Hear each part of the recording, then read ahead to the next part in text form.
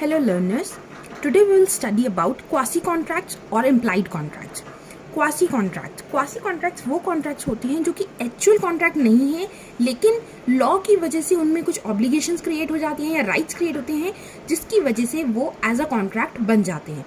हमने पहले भी पढ़ा था कि एलिमेंट्स ऑफ कॉन्ट्रैक्ट में कि सबसे इंपॉर्टेंट एसेंशियल एलिमेंट होता है कि दोनों पार्टीज के बीच में प्रपोजल होना चाहिए और उनका एक्सेप्टेंस होना चाहिए, तब जाकर वो कॉन्ट्रैक्ट वैलिड बनता है. लेकिन क्वासी कॉन्ट्रैक्ट में क्या होता है, ऑफर या एक्सेप्टेंस नहीं होता है, फिर भी वो कॉन्ट्रैक्ट हमारा कॉन्ट्रैक्ट की कैटेगरी में आ जाएगा.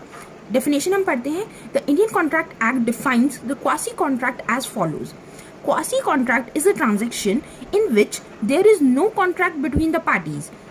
कोई भी कॉन्ट्रैक्ट नहीं होता पार्टीज के बीच में, लेकिन the law creates rights and obligations between them. उनके बीच में लॉ क्रिएट कर देता है राइट्स और ऑब्लिगेशंस को, वैसे ही बिल्कुल सिमिलर उस तरीके से जैसे कि उनके बीच में कॉन्ट्रैक्ट हुआ हो, कि एक्चुअल कॉन्ट्रैक्ट्स की राइट्स और ऑब्लिगेशंस क्रिएट कर देता है. कैरेक्टरिस्टिक्स क्या होते हैं इसके? Characteristics of an implied contract. Following are the characteristics of implied contracts. Not made by desire of parties but are created by law of land. Actual में पार्टीज के बीच में ये डिसाइड नहीं हुआ होता कि वो कॉन्ट्रैक्ट कर रहे हैं, दोनों की डिजायर नहीं होती, लेकिन फिर भी वो कॉन्ट्रैक्ट बन जाता है आपस में. फॉर एग्जाम्पल, ए ने कुछ ऑर्डर करा था ऑनलाइन और बी ने उसको गलती से बी के घर पे वो डिलीवर हो जाता है और बी उसे अपना समझ के यूज कर लेता है. तो बी लायबल है कि वो उस ऑर्डर की पेमेंट देगा. मतलब एक्चुअल कॉन्ट्रैक्ट हुआ था ए और ऑनलाइन वाली पार्टी के बीच में, लेकिन बी ने उस प्रोडक्ट को ले लिया और एक्चुअल अपने तरह यूज कर लिया, अपना समझ के यूज करे, तो बी लायबल है कि उसको उस प्रोडक्ट की पेमेंट या उस जो भी काम सामान है उसकी पेमेंट देनी पड़ेगी. No agreement between the parties. हमने पढ़ा इसमें कोई भी दोनों अग्रीमेंट्स के बीच में दोनों पार्टीज के बीच में कोई अग्रीमेंट नहीं होता है. पहला कि दोनों के बीच में कोई डिजायर नहीं है कॉन्ट्रैक्ट करने की, लेकिन लॉ ऑफ लैंड की वजह से उनमें लायबिलिटी क्रिएट हो गई है, उसकी आपको ये कंप्लीट मानना पड़ेगा कॉन्ट्रैक्ट. सेकंड, दोनों पार्टीज के बीच में कोई अग्रीमेंट नहीं होगा. Third, the contract come into being after party has received a profit और मनी. ये कॉन्ट्रैक्ट तभी माना जाएगा जब हमारी पार्टी उसका प्रॉफिट उठा लेगी. जैसे मैंने आपको एग्जांपल में बताया कि बी ने ए के प्रोडक्ट को अपना समझ के यूज करा है, उसकी प्रॉफिट लिया है, उसका एडवांटेज लिया है, तो यहाँ पर कॉन्ट्रैक्ट क्रिएट हो जाएगा थ्रू लॉ. तब यहाँ पर बी को लायबल है कि इसको पेमेंट करनी पड़ेगी. नेक्स्ट है हमारा टाइप्स ऑफ इम्प्लाइड कॉन्ट्रैक्ट्स. कौन कौन से टाइप्स होते हैं हमारे implied contract? Supply of necessities to person incompetent to contract.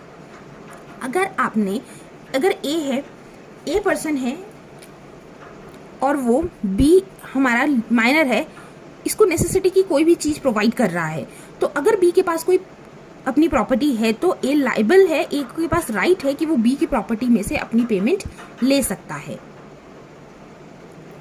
ये हमारा एक एग्जांपल हो गया. अगर वो माइनर है तो नेसेसिटी की चीजों को, नेसेसिटी मतलब जो उसकी जीने के लिए बहुत ज्यादा जरूरी है, उनको हम नेसेसिटी में लेंगे. फॉर एग्जांपल, मान लो कि नेसेसिटी में ग्रेन्स ही होता, लेकिन बी के पास ग्रेन्स के भंडार लगे हुए हैं, बहुत ज्यादा उसके पास लार्ज क्वांटिटी में ग्रेन्स उसके पास हैं, फिर भी ए उसे वो प्रोवाइड कर रहा है, तो वो नेसेसिटी में नहीं माना जाएगा. ठीक है. और ये तो हो सकता है एक तो इनकम्पिटेंट टू कॉन्ट्रैक्ट पर्सन है उनके लिए या उसके डिपेंडेंट के लिए. दूसरा एग्जांपल अगर हम ले, ए है एक पर्सन, वो बी पर्सन है ल्यूनेटिक, यानी कि वो पागल है, उसकी फैमिली में उसकी वाइफ है या उसके 2 बच्चे हैं, सी और डी उसके 2 बच्चे हैं, तो अगर वो सी और डी 2 बच्चों के लिए नेसेसिटी की कोई प्रोडक्ट प्रोवाइड कर रहा है, तो भी बी को एक और राइट है कि वो बी की प्रॉपर्टी में से अपना अधिकार ले सकता है, पेमेंट ले सकता है, क्योंकि वो उसके डिपेंडेंट है. यानी कि नेसेसिटी हमारे को या तो वो इनकम्पिटेंट पर्सन को सप्लाई कर रहा है वो नेसेसिटी, या उसके डिपेंडेंट्स को सप्लाई कर रहा है, तो भी हमारा इम्प्लाइड कॉन्ट्रैक्ट जनरेट हो जाएगा. Second, interest in payment due by another. Means इसको एग्जाम्पल से मैं आपको डायरेक्ट समझाती हूँ. एम एक पर्सन है और एन एक पर्सन है. एन की बिल्डिंग है जिसको लीज पर एम ने लिया हुआ है. एन की बिल्डिंग को एम ने लीज पर लिया हुआ है और लीज पर लेकर एम अपना वहां पर बिजनेस करा रहा है. कोर्ट से ऑर्डर आया कि एन ने अपने वहां पे टैक्सेस पे नहीं करे हैं, उस बिल्डिंग के रेंट वगैरह या जो पेमेंट है वो नहीं करी है, और अगर वो बिल्डिंग को पेमेंट नहीं करती है उसकी, तो उसकी प्रॉपर्टी जब्त कर ली जाएगी.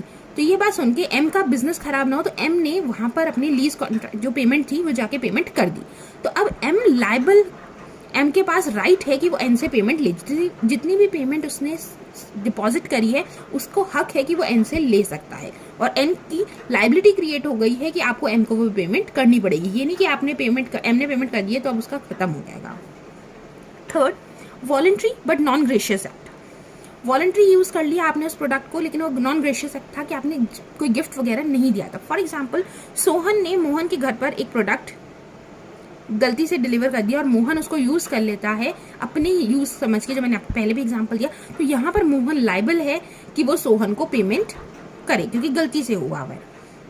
नॉन ग्रेशियस एक्ट में हो सकता है, आपको पहले से क्लियर होना चाहिए कि वो जो एक्ट है वो नॉन ग्रेशियस है, आपने किसी की हेल्प करने के लिए वो ग्रेशियस एक्ट नहीं करा। दूसरा एग्जांपल अगर हम ले कि सोहन ने मोहन की प्रॉपर्टी थी जिस पे आग लग रही थी, तो सोहन ने जाकर उसको आग बुझा दी और उसका ऐसी कोई इंटेंशन नहीं थी कि मैं मोहन से पैसे लूंगा, पेमेंट रिसीव करूंगा, इसका मुझे कोई गिफ्ट मिलेगा। उसने सिर्फ एज अ जनरल काइंड होने की वजह से उसकी प्रॉपर्टी की आग बुझाई।